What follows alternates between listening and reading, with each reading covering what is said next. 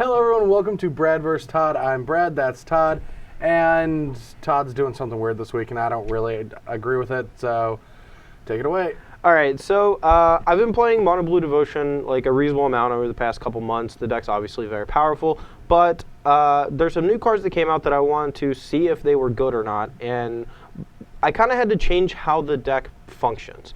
And let's just go and look at the deck, and then I'll explain there. So as you can see, this deck does not have Thassa in it, and I know that that sounds really strange, but I wanted to see if Hall of Triumph was a card worth doing everything you could to make it strong. So in order to play this, I think we just have to lower our curve significantly and kind of trim some of the cards that don't really work well with it. Like, for example, Tidebinder Mage does not really work that well with Hall of Triumph. It's just a 3/3.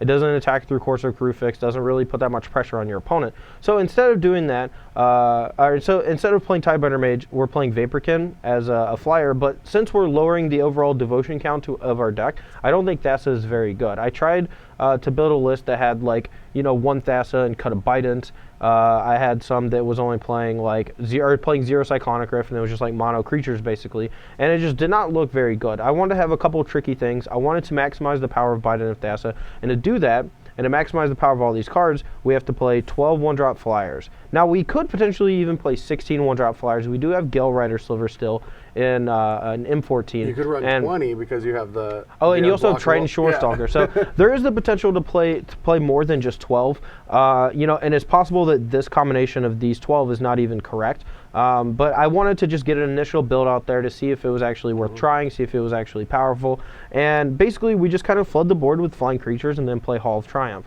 Now, we're only playing 2 Hall of Triumph because it is legendary. That is one of the major flaws of this deck. I really think 3 is probably the right number, but I don't know what to cut because I haven't actually played with the card yet, and I'm much more of a hands-on guy. Like, once I start actually playing with some cards, I'll make some trims, I'll just change it and figure out what needs to be done. Basically, Hall of Triumph is one of the better cards in this version of the deck because we can flood the board so easily, and because most of our creatures fly, so we're just getting in a ton of flying damage. Our opponent can't really interact with us too much, but we still do have to make sure Master Ways is good. We still have to make sure our defenses against other creature decks is good, so we're still playing Frostburn Weird, and we do have Tidebinder Mage in the sideboard. So, Brett, I mean, you sound like you have a question. So. Oh, no, I have a couple things about the deck that I thought would be sweet. I think Gale Rider Sliver is exactly what this deck wants. Just for the fact that a lot of our creatures fly besides Master, but Master is good on its own, and that would put our Mutavaults in the air, and to keep the pressure on, and maybe in the racing situations, and I would really like to see a couple slivers in this deck, but it does look sweet that you have Hall of Triumph to make all these flyers deal more damage in the early game. Against removal decks, a Hall of Triumph lets your Master token stay alive, which is huge, but the most beneficial thing about this version compared to others is Night Veil Spectre is at its all-time low right now.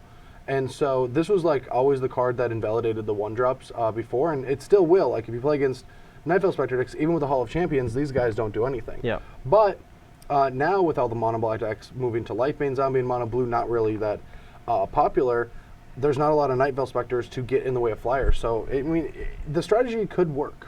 Yeah, I mean, I'm really excited to see. As Brad said, one of the reasons why we still have Master Waves in the deck is because of Hall of Triumph and because he's just so powerful.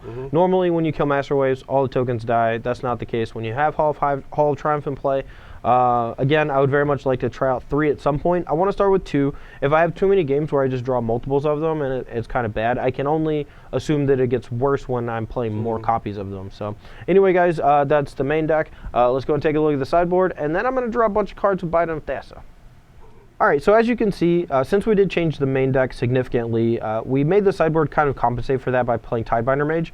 Now, against green or red aggressive decks, or mid-range decks, Tidebinder Mage is going to be an all-star. He's going to come down, tap the guys that are getting in your way, basically just buying you enough time to really hit your opponent with a bunch of flyers. So what you're saying is that you put Tidebinder Mage in the place where it was supposed to be to begin with? Yes. In a sideboard? Yes. Yeah. No, I agree. That is pretty funny. I didn't even think about that. So, I mean, the same thing with Lifebane Zombie, too. The Lifebane Zombie also sees a ton of main deck play. So, other than Tidebinder Mage, we do have the combo that goes along with it with Rapid Hybridization. In mirror matches, I'm probably not going to be boarding in Tidebinder Mage, but there are some decks where you may want to board in both, and being able to just make their big guy into a Frog Lizard and then keep it tapped is pretty good. For the mirror match, we have 3 copies of Gainsay, 4 Domestication. Domestication also very good in a number of other aggressive matchups. Even though it is expensive, it's usually a good board out for Bident and Thassa when Bident's not that important.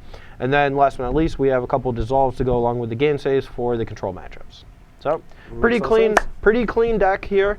I really want to start it up, see how it goes, and after the match, we'll definitely talk about cards that I think could be switched out, try out new things, maybe play it again next time. So, all right.